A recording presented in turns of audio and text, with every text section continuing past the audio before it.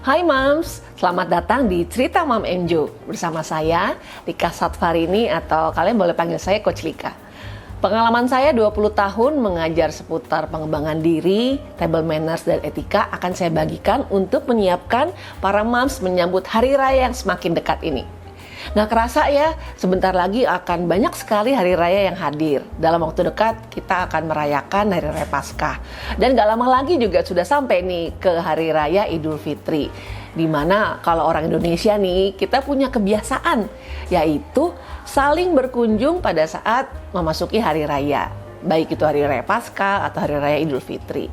Nah, dari kecil kita sudah diajak oleh orang tua kita untuk berkunjung ke kerabat dan saudara. Saya akan kasih beberapa tips etika atau persiapan apa yang Mams bisa siapkan baik sebagai seorang host atau tuan rumah atau sebagai seorang tamu yang tahu etika dan tidak merepotkan tuan rumah agar besok-besok kita diundang-undang lagi. Apa aja sih harus disiapkan, Coach? Oke, jadi kita bagi dua hal ya. Satu pada saat kita sebagai tuan rumah atau host, dan dua kalau kita sebagai seorang tamu. Jadi etika dasar dalam berkunjung adalah satu, kalau sebagai host kita mempersiapkan area yang akan dipakai untuk menyambut tamu kita sebaik mungkin. Ya, dan kalau kita sebagai tamu, kita hadir sebagai tamu yang bisa menjaga area yang sudah disiapkan oleh tuan rumah itu agar kita tetap bisa berinteraksi dengan nyaman. Jadi pertama, untuk seorang host atau tuan rumah, yang pasti satu, sebelum kita mengundang tamu atau mengajak orang datang ke rumah kita, ya kita siapkan dong rumah kita. Yang pasti bersihkan kamar mandi. Kenapa? Karena kamar mandi itu adalah ciri dari kepribadian orang yang memiliki rumah. Sehingga kalau kita mengundang orang, nomor satu yang harus kita perhatikan adalah bagaimana kebersihan kamar mandi kita atau toilet kita. Ya, dibersih-bersihin lah ya. Sebelum Mbak pulang, kita minta dia gosok kamar mandi. Lalu kita siapkan wangi-wangian misalnya ya. Lalu kita siapkan juga alat pembersih di situ. Misalnya kita siapkan tisu khusus, tisu kering atau tisu basah. Bahkan kita juga siapkan sabun cuci tangan. Ya, kita siapkan juga body lotion atau untuk para host yang lebih memberikan ekstra service kepada tamu-tamunya, Anda juga bisa menyediakan seperti di hotel-hotel tuh, ada body lotion atau Anda bisa menyediakan body spray, karena kan tamu kita siapa tahu jalan seharian ya, dia perlu menyegarkan diri. Anda bisa taruh tuh di toilet atau di kamar mandi Anda, yang Anda bisa tulis silakan pakai ya. Jadi berarti menunjukkan bahwa memang alat itu disiapkan perlengkapannya untuk para tamu. Pasti tamu Anda akan lebih berkesan nantinya. Oke, yang kedua lagi adalah menyiapkan areanya. Jadi sebagai seorang host kita bertanggung jawab untuk memberikan tempat ataupun area yang nyaman bagi tamu kita gitu. Jangan kita memaksakan dari rumah kita kecil, kita ngundang 50 orang dalam waktu yang sama, semua disuruh masuk, itu kan gak nyaman ya. Jadi kita juga persiapkan, kalau memang rumah kita kecil, berarti kita mempersiapkan untuk mengundang tamu dalam shift pagi, shift siang, atau shift sore. Sehingga bisa terbagi, jadi rumah kita tidak terasa terlalu sempit. Dan tips juga dari saya adalah siapkan undangan yang e-invitation gitu ya. Jadi Anda bisa desain, berikan alamat yang jelas, lalu jam berapa mereka diharapkan datang, lalu dikirim ke orang-orang yang biasa datang ke tempat kita. Sehingga mereka juga tahu kapan kita berharap mereka datang, ya. Lalu yang lain juga mesti dipersiapkan adalah tadi ya, dari undangan tadi alamatnya harus jelas sehingga tamu kita nggak nyasar.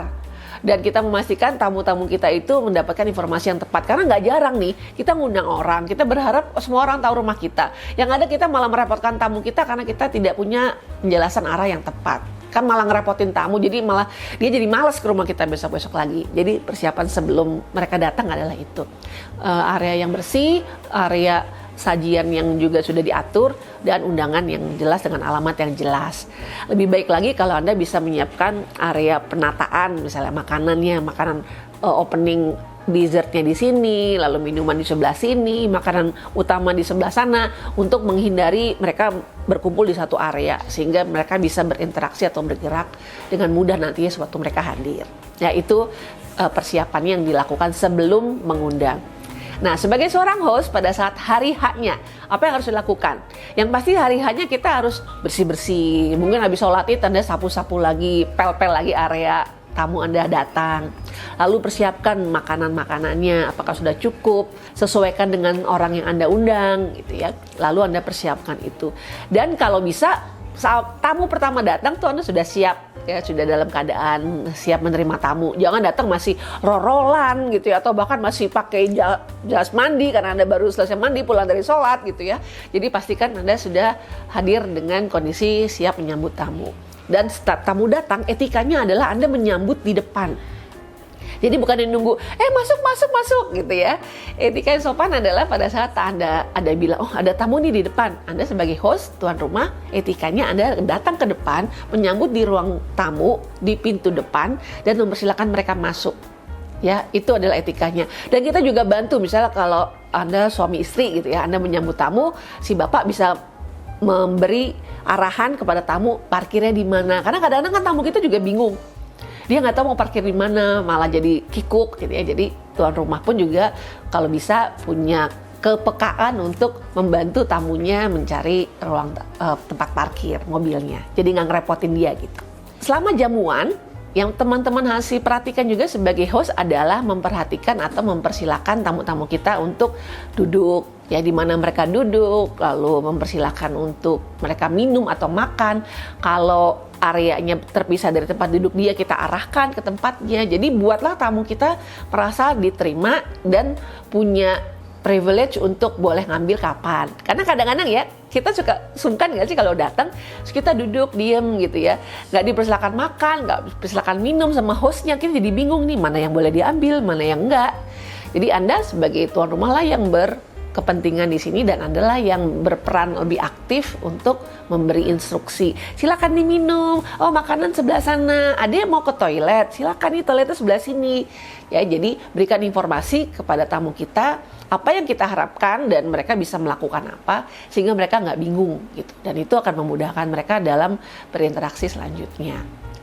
Nah, pada saat kunjungan itu juga etikanya biasanya kan ada satu keluarga datang, lalu ada keluarga lain datang. Kita sebagai tuan rumah berkewajiban untuk memperkenalkan antara kepala keluarga yang satu dengan kepala keluarga yang lain. Kenapa? Karena akan sangat canggung kalau dalam satu ruangan sama satu sama lain yang nggak kenal gitu ya. Lalu kita tinggalin ke belakang, bentar ya saya mau panasin ketupat saya dulu. Lalu duduklah dua orang itu dengan awkward, nggak tahu dia siapa gitu ya, cara ngomongnya gimana, sehingga Anda berkewajiban memperkenalkan. Etikanya kayak gitu. Jadi kalau mau ninggalin tamu, kalau mereka tidak saling kenal, Anda harus memperkenalkan. Bagaimana memperkenalkannya?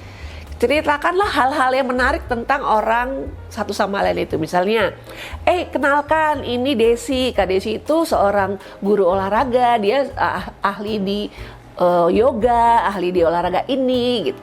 Dia seru loh, kamu bisa loh ngobrol-ngobrol sama dia. Dan ini kenalkan, ini Gina. Ini Gina ini dia hobinya merajut. Dia kemarin tuh bikin macam-macam tuh tas tentang merajut. Saya ke belakang dulu ya, silakan ngobrol. Dengan kita memberikan poin menarik dari orang yang satu dan poin menarik dari orang yang kedua, mereka jadi punya bahan pembicaraan. Jadi nggak awkward gitu ya, jadi nggak kaku gitu. Dan mereka akan senang. Jadi besok-besok dia, saya senang nih kalau main ke rumah Ibu A misalnya, karena saya merasa nyaman di situ. Jadi dengan memperkenalkan itu suasananya jadi akan lebih nyaman. Seperti itu. Lalu hal-hal apa lagi yang mesti diperhatikan sebagai seorang host pada saat pelaksanaan acara adalah kita membantu atau memperhatikan kebutuhan-kebutuhan dari tamu kita. Misalnya kita lihat nih ada ibu yang bawa bayi, lalu dia kelihatan gelisah misalnya gitu ya, anaknya mulai rewel gitu. Kita bisa tanyakan, adiknya mau menyusui atau ada yang bisa dibantu, mungkin udah ngantuk kali ya gitu. Jadi kemungkinan besar dia butuh ruangan misalnya untuk menyusui, atau anaknya mulai rewel mungkin mau perlu istirahat di ruangan yang lebih tertutup misalnya karena tempatnya terlalu ramai, mungkin dia sungkan ngomong sama kita. Jadi sebagai host kita harus peka tuh ngeliatnya kayak gitu-gitu gitu ya. Kita lihat kebutuhan-kebutuhan dari tamu kita dan kita tawarkan bantuan kepada mereka. Niscaya mereka akan menghargai tawaran-tawaran kita, walaupun mungkin akhirnya dia bilang, oh enggak kok, nggak apa-apa, bentar lagi juga kita udah mau jalan, ini cuma lagi ngantuk aja adiknya gitu. Tapi dengan kita memperhatikan tamu seperti itu, Anda akan terkesan sebagai host yang sangat peduli dan sangat caring terhadap tamu-tamunya. Oke, sebagai host yang baik juga kamu sudah membersihkan kamar mandi atau toilet kamu.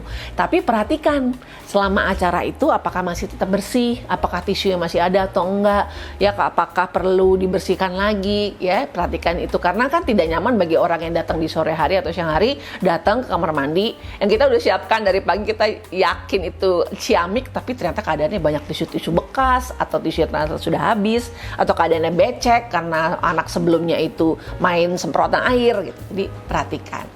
Dan pada saat tamu pulang, kewajiban kita sebagai host adalah mengantar tamu kita sampai ke pintu depan. Jadi jangan hanya sekedar saya duluan ya. Oh oke, ya makasih ya, sampai ketemu ya. Enggak, no. Anda harus berdiri dan berjalan ke depan, dampingi tamu Anda, lalu ucapkan terima kasih atas kehadirannya dan sampaikan bahwa Anda senang sekali mereka hadir. Lain kali mampir-mampir lagi dan antar ke pintu depan. Nggak perlu sampai dia jalan Anda dada, mungkin masih banyak tamu di atas ngajak ngobrol, cukup Anda antar sampai pintu depan, lalu dia sudah keluar, Anda sudah boleh masuk lagi. Saya masuk lagi ya, mau membantu teman-teman yang lain, silakan. Tapi pastikan Anda mengantar tamu Anda sampai luar. Nah itu tadi bagian mengenai jadi host. Kalau jadi tamu gimana coach? Nah jadi tamu juga Anda punya beberapa hal yang harus diperhatikan. Apalagi kalau kita masih punya anak kecil yang merupakan potensi ya, colek-colek ya, ambil-ambil barang, memecahkan barang kali. Nah, jadi Anda harus mempersiapkan anak Anda kalau berkunjung atau bertandang ke tempat orang sudah dalam kondisi yang satu, istirahatnya cukup, dua, tidak dalam kondisi kelaparan, tiga, dia sedang dalam fisik yang sehat dan tidak sakit, sehingga potensi dia jadi rewel atau potensi dia jadi mengganggu di tempat kita datang itu bisa lebih sedikit. Sehingga Anda apa? Dari situ Anda harus buat jadwal. Misalnya hari ini mau kunjung ke 3 tempat gitu ya. Lihat nih, hari ini anak saya gimana keadaannya gitu. Jangan dipaksain demi yang angpau itu gitu. Harus 3 tempat didatang. Tapi anak Anda lagi dalam kondisi nggak fisiknya nggak sehat banget atau lagi rewel-rewel, kan ada anak masanya gitu ya. Jadi lebih rewel dari biasanya. Atau justru malah dia yang semangat. Jadi perhatikan itu dalam menentukan jadwal kedatangan. Perhatikan juga jaraknya. Apakah dari titik A ke titik B itu perlu waktu berapa lama? Baik kesininya gimana? Anak itu akan gimana? Itu harus direncanakan agar anaknya jadi tidak rewel saat dia ada di lokasi. Lalu yang mesti diperhatikan lagi adalah waktu kita sebelum mempersiapkan itu ya, waktu kita sebelum mau pergi, kita kabari lewat WhatsApp barangkali sehari sebelumnya. Tanyakan kita bisa datang atau enggak. Jangan tiba-tiba tahun lalu saya datang, jadi tahun ini saya datang aja. Nggak bisa. Anda harus bertanya apakah mereka mengharapkan tamu atau tidak. Siapa tahu tahun ini dia nggak bikin open house. Siapa tahu tahun ini dia lagi jalan-jalan ke Pangandaran atau Gunung Bromo ya, jadi jauh-jauh kita sampai sana dia nggak ada.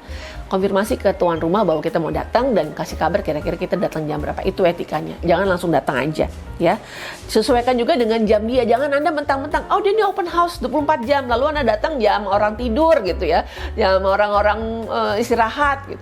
Jadi datanglah di jam-jam yang wajar ya, jam-jam mungkin jam 10 pagi, antara jam 10 pagi sampai jam 12 atau jam 1 siang sampai jam 3 atau 4 sore. Jangan di jam-jam yang udah jam 8 gitu, setengah 9 gitu. Dia udah capek seharian, udah mau tidur, Anda baru nongol gitu. Jadi perhatikan juga itu etikanya, Anda harus perhatikan. Lalu juga ajarkan pada anak hal apa yang Anda harapkan kalau dia datang ke rumah itu. Jadi kalau ngajarin anak jangan bilang kamu nggak boleh pegang-pegang, kamu nggak boleh, karena anak-anak tuh dia kadang-kadang nggak mengerti. Jadi ajarkan apa yang Anda harapkan. Nanti kalau ketemu orang atau ketemu ibu ini atau ketemu bude ini, satu kamu salim ya, lalu kedua kamu ini ya, lalu kamu duduk di sini, nanti kamu boleh main atau kamu boleh bawa mainan kamu. Nanti kalau ada kamu ingin sesuatu kamu ngomong sama ibu. Ya. Jadi ajarkan hal apa yang diharapkan dari dia. Sehingga anak itu tahu, oh berarti ibu mau saya begini, ibu mau saya begini. Ya, jadi kalau kita bilang jangan pegang-pegang, jangan ini, jangan itu, nanti dia bingung. Mana yang boleh, mana yang enggak. Kita kasih tahu aja, ibu minta kamu begini, sikapnya seperti ini. Ya, yang lakukan seperti ini. Nah dia, oh berarti dia sudah tahu harapannya seperti apa. Dan itu tadi dia datang di jam yang wajar.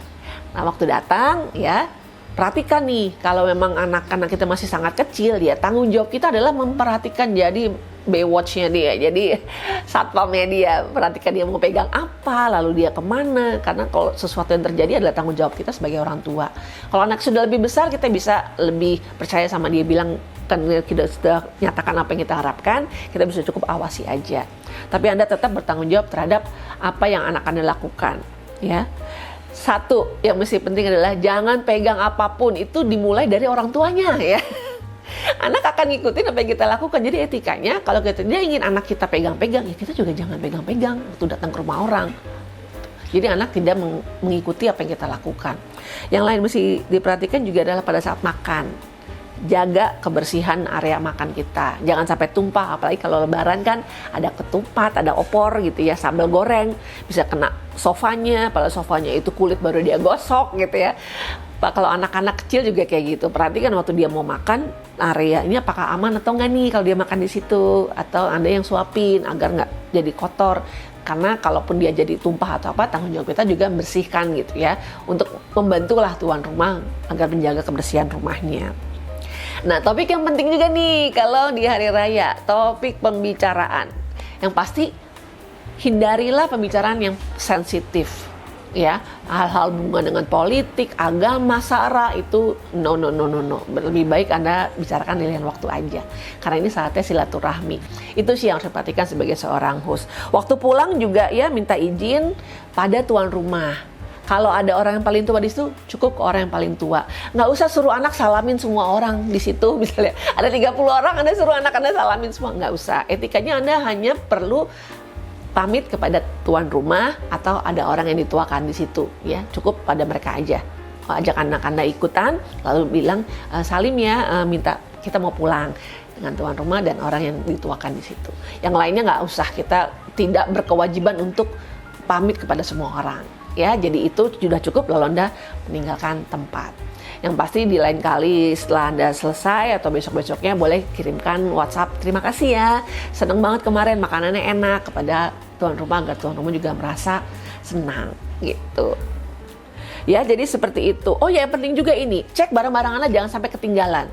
Jangan Anda udah di tol Bogor, rumah saudara Anda di Sentul, baru liatin dong kayaknya tadi anak saya jatuhin. Udah dia jauh rumah Anda tuh ngerepotin orang. Jadi satu poin dalam etika mengunjungi jadi tamu adalah jangan pernah merepotkan orang, jangan pernah merepotkan hostnya, jangan pernah minta ini. Misal ada agar-agar Anda lihat di kulkas kok masih utuh nih, ada agar-agar nih kayaknya nih boleh nih kayaknya dibuka, jangan ya. Intinya itu. Jadi untuk barang-barang juga gitu, jangan sampai Anda ketinggalan. Anda jadi ngerepotin tuan rumah, dia harus kirim, Anda harus janjian, ketemu lagi. Bertanggung jawab terhadap anak-anak, bertanggung jawab terhadap barang, dan waktu Anda pergi pastikan nggak ada barang yang tertinggal. Ya, kita tadi sudah belajar sebagai seseorang yang beretika, kita akan menghindari topik-topik pembicaraan yang sensitif. Tapi gimana nih coach, kalau saya korbannya, saya yang dibully? Gini ya, satu yang mesti diperhatikan. Mereka itu sebenarnya tidak bermaksud jelek kok ya. Biasanya nih kata-kata seperti, kamu gemukan ya, kamu kurusan ya, kata kapan ini. Nah, itu biasanya dilakukan pada saat mereka tidak punya topik pembicaraan. Nih ya, jadi pahami itu dulu. Jadi kita jangan berasumsi bahwa, ketemu si Tante Juliet nih. Bisa jadi mereka melakukan itu karena mereka tidak tahu topik pembicaraannya apa. Untuk itu kita, kalau dalam kondisi korban itu tadi, ya kita kasihlah inisiatif untuk topik-topik apa yang bisa mereka jadikan bahan pembicaraan. Jadi contohnya gini, misalnya Anda dapat komentar yang pertanyaan yang agak menancap gitu ya. Lalu Anda bisa bilang, wah, saya nggak nyangka nih kehidupan saya ternyata membuat teman-teman atau saudara-saudara saya ternyata perhatian banget nih sama saya, makasih loh ya. Tapi saya sih lebih perhatian atau lebih suka ngomongin makanan nih. Gimana nih, dari makanan ini kamu paling suka kue yang mana? Misalnya kayak gitu. Kita alihkanlah pembicaraan itu ya. Satu, jangan baper ya, saya tadi bilang ya, jangan berperasaan, aduh ketemu si Tante Juliet nih gimana. Anggap santai aja ya, anggap ini memang ya ujian hidup Anda gitu ya. Keluarga kan kita nggak bisa milih, ya udah aja terima nasib aja. Yang satu, jangan baperan. Yang kedua, ya pahami bahwa ya mungkin mereka melakukan itu karena mereka nggak tahu topiknya apa. Yang ketiga, ya kita berkewajiban menciptakan suasana nyaman. Ingat, silaturahmi kita ketemu dia juga mungkin setahun hanya sekali. Ya, nggak sering-sering juga. Jadi kita jagalah suasana tetap nyaman. Jangan Anda juga ikut jawab atau snapback malah, kok gitu sih nanyanya, saya nggak suka deh gitu ya.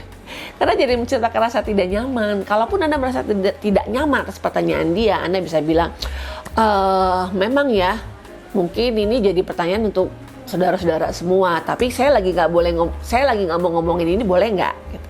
Anda lah yang memilih arah pembicaraan jadi kemana. Kalau Anda nggak suka, Anda bisa bilang, Agak ganggu sih ya ngomongin ini sekarang ya. Boleh nggak ngobrol lain kali? Kita mau ngomongin tentang Bude kan dulu hobi tanaman tuh. Gimana? Tanamannya masa Covid kan banyak banget tuh yang dibeli.